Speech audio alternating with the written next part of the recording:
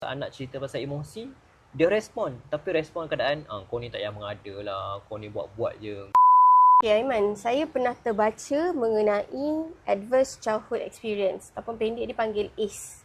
So, boleh tak Aiman ceritakan ACE ni apa benda sebenarnya? ACE ni adalah sebarang benda yang terjadi waktu seseorang tu masih membesar ketika zaman kanak-kanak dulu dalam suasana rumahnya yang menyumbang kepada pengalaman yang sukar. Pengalaman sukar ni boleh jadi kesan pada emosi dia, kepada fizikal, kepada percakapan, kepada memory dan sebagainya kan. Pengurusan emosi semua tu. So ACE ni biasanya terbagi kepada 3 kategori utama. Jenis yang pertama adalah berkaitan dengan abusive. Contohnya physical abuse, emotional abuse. Dia bagi kasih sayang peranan sebagai mak ayah kepada anak, tapi dia beri dalam keadaan yang tidak sihat. Macam mana tu bagi kasih sayang tapi dalam bentuk abuse? Contohnya dia nak mendidik anak tapi dia memukul dengan keadaan yang teruk. Ataupun dia bagi input dia sebagai mak ayah, tapi dia bagi input dengan cara tak sihat. Anak cerita pasal emosi, dia respon. Tapi respon keadaan, kau ni tak payah mengada lah, kau ni buat-buat je, kau ni tak penting kan. Kenapa kau tak banggakan mak ayah bla bla semua tu. Itu adalah di mana input tu ada, tapi dia keadaan tidak sihat. Kalau mak ayah yang mendera anak ni, sebab memang dia tak suka anak tu, pun ACEs Pun jugalah. boleh jadi access. Okay, dia boleh jadi dua-dua lah. Dia bagi input tu, maksudnya dia bagi tindakan, tapi tindakan tu tidak menyihatkan.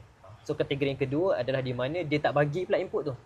Mak ayah dia tak bagi apa-apa input, iaitu kita panggil neglect. Pengabaian lah. Mengabaian lah. So mengabaikan fizikal, tak bagi makan, tak bagi baju ke, tak bagi Kalau sakit biar. Kalau sakit pun biar, tak nak bawa jumpa doktor. Ataupun boleh jadi pengabaian dari segi emosi. Bila anak meluahkan, buat tak dengar. Lepas tu dia buat apa panggil tu, silent treatment, memanjang, ataupun jarang ada dekat rumah. So bila balik-balik penat, anak bercerita je suruh senyap, jangan kacau ayah mak nak tidur kan. So bila ada pengabaian berbentuk emosi, maka dia akan rasa kosong. Sebab apa? Sebab orang yang selamat bagi dia adalah mak ayah, tapi dia tak dapat benda tu. Kemudian membawa pada kategori ketiga, iaitu kita panggil sebagai household dysfunctioning. Kalau ada mak ayah yang terlibat dengan dadah ataupun arak, ketagihan yang melampau kan, ataupun mungkin ada sejarah mental illness dalam keluarga, di mana dia sakit, dia tak dapat jadi peranan sebagai mak ayah kan.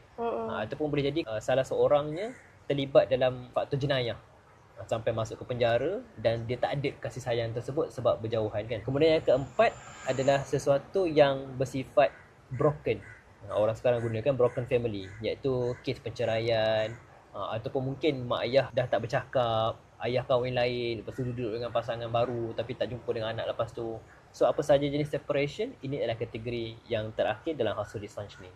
So keseluruhan benda ni, kalau ikut kajian, lagi banyak kita ada, contoh kita ada ni sikit, lagi tinggi probability bila kita besar nanti, kita akan ada masalah